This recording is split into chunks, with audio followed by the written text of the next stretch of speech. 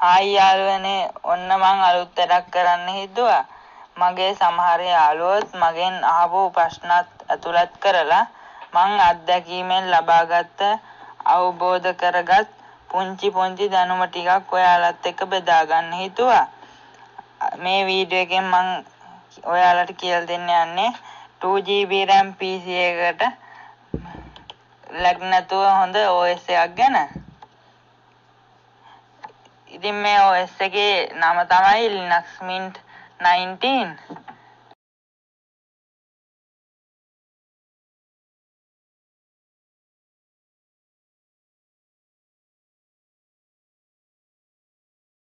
මේ OS එක අපිට bootable pen drive එකක් හදාගන්න Rufus software එකක් ඕන වෙනවා.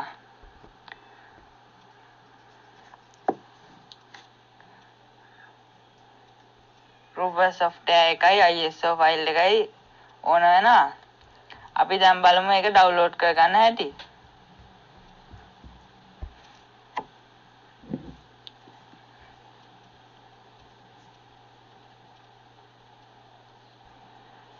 ඔයගොල්ලෝගේ web browser එක open කරලා 19EXF Linux Mint CE කියලා search කරගන්න.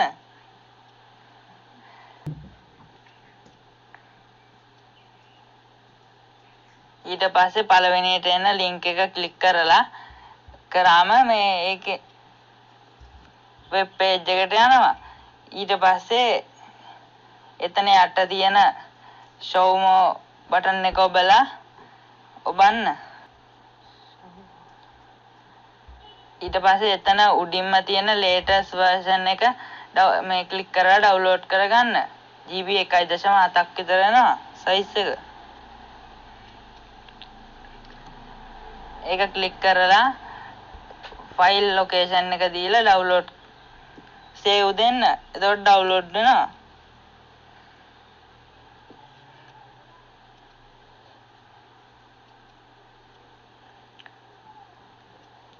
මම මෙතනදී ඒක download කරගන්න යන්නේ මං ගාව ISO file එක තියෙන හින්දා. අපි දැන් බලමු Rufus software එක download කරගන්න හැටි. web browser එකේ ආයෙම search කරන්න Rufus කියලා.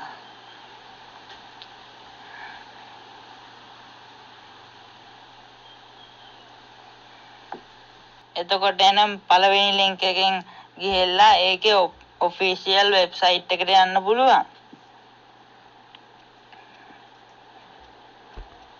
ඊට පස්සේ ඒකේ පල්ලෙහාට ගිහිල්ලා ගියාම තියෙනවා download කියලා මේ වගුවක් ඇතුලේ තියෙනවා latest version එක. ඒක click කරලා download කරන location එක select කරලා save දෙන්න. එතකොට download වෙනවා. මම මේකත් මේ වෙලාවේ download කරන්න යන්නේ නැහැ මං ගාව තියෙන හින්දා.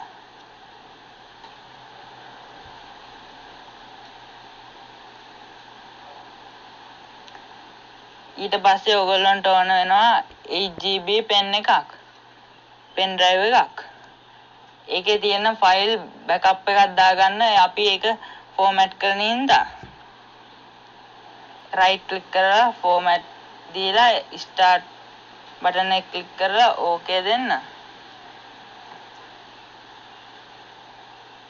ඊට පස්සේ ටික වෙලාවකින් format complete කියලා ඒවි. එතකොට okay දෙන්න.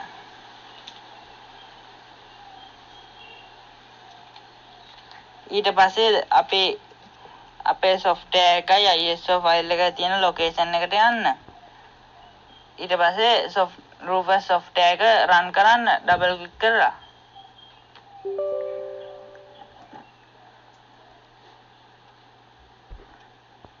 software එකේ interface එක තියෙන්නේ මේ විදිහට. ඊට පස්සේ පළවෙනියටම ඔයගොල්ලෝගේ pen එක select කරගන්න.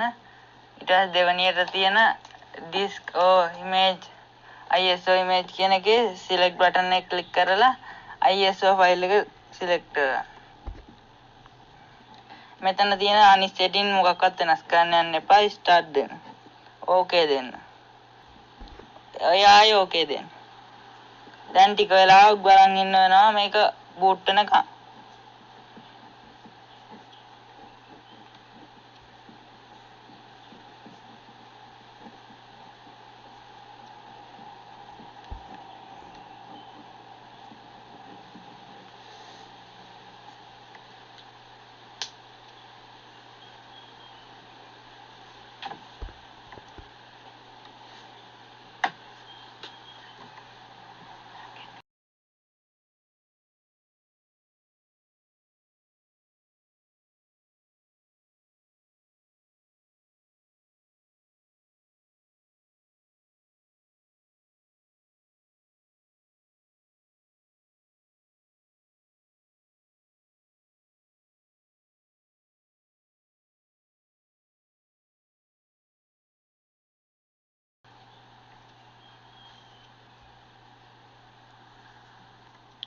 ඊට පස්සේ ඉවර වුණාට පස්සේ රෙඩි කියලා වැටෙනවා.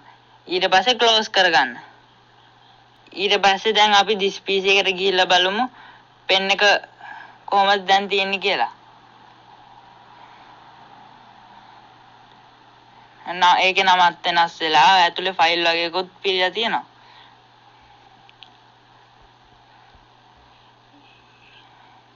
ඊට පස්සේ දැන් අපිට තියෙන්නේ PC එක රීස්ටාර්ට් කරගන්න.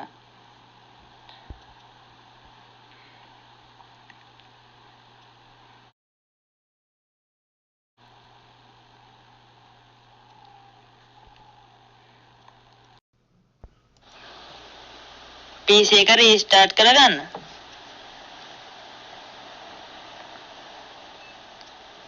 රීස්ටාර්ට් වෙලා ඔන්න එනකොටම ඕගොල්ලෝගේ බූට් කී එක තප්පරයකට 3 පාරක් වගේ ප්‍රෙස් කරන්න. ඊට පස්සේ ඕගොල්ලෝගේ පෙන් එක සිලෙක්ට් කරන්න.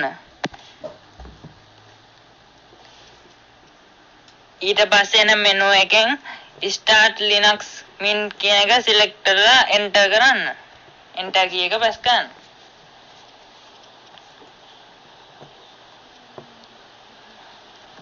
ඊට පස්සේ ටික වෙලාවකින් linux mint open වෙනවා. linux mint open වුණාට පස්සේ install linux mint කියන එක double click කරන්න. ඊට පස්සේ continue දෙන්න. ආයෙත් continue දෙන්න. ඊට පස්සේ එන එකට ටික් එක දාලා continue දෙන්න. ඊට පස්සේ එන menu එකේ යටම තියෙන something else කියන එකට ටික් එක දාලා install now දෙන්න. ඊට පස්සේ ඔයගොල්ලන්ගේ hard එක select කරන්න. කරලා double click කරන්න. double click කරාම දෙවනියට පොඩි කොටුවක් එනවා. ඒකේ දෙවනියට තියෙන එක click කරලා උඩම තියෙන click කරාම එන එකේ උඩම තියෙන එක click කරලා ඊට පස්සේ ඒට යට තියෙන එකේ his text box එක click කරලා උඩම පෙන්නන ඇල ඉර click කරන්න. ඊට පස්සේ okay දෙන්න. ඊට පස්සේ continue දෙන්න. ඊට පස්සේ ටික වෙලාවක් load වෙලා load වුණාට පස්සේ install now දෙන්න. රට select කරන්න. ඊට පස්සේ තමන්ගේ නම password එකක් දීලා continue කරන්න. ඊට පස්සේ install වෙනකම් බලන් ඉන්න වෙනවා. install වෙලා ඉවරනාට පස්සේ එන message එකෙන් restart button එක click කරන්න. එතකොට PC එක restart වෙලා Linux OS එක open වෙවි. OS එක on වුණාම ඔයගොල්ලෝගේ password එක ගහලා desktop එකට යන්න.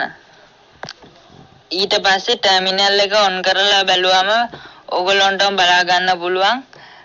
terminal එක on කරලා free space Iraq H ගහලා RAM usage එක කොච්චර තියනවද කියලා. normal Windows 10 වලට වඩා MB 800ක්ම RAM usage එක අඩුයි. MB 200ක් වගේ තමයි RAM usage එක ගන්න. හැබැයි මේකේ Windows software එකම run කරන්න direct බෑ. ඒකට run කරන්න හොඳ වෙනම software එකක් තියෙනවා. ඒක download කරන හැටි ඕනනම් පල්ලෙහාන් කමෙන්ට් එකක් දාන්න යන්න. මම ඊළඟ වීඩියෝ එකෙන් ඒක කියලා දෙන්නම්. ඉතින් යාළුවනේ ඔන්න ඔය විදියට තමයි වැඩේ සිද්ධ වෙන්නේ. ඔයාලට අහන්න තියෙන ප්‍රශ්නත් ඊළඟ වීඩියෝ එකෙන් පැහැදිලි කරන්න ඕන මොනවද කියලා පහලින් කමෙන්ට් කරගෙන යන්න. ස්තුතියි යාළුවනේ පරිස්සමෙන් ඉන්න ඕන හොඳේ. එහෙනම් මං ගියා. බයි.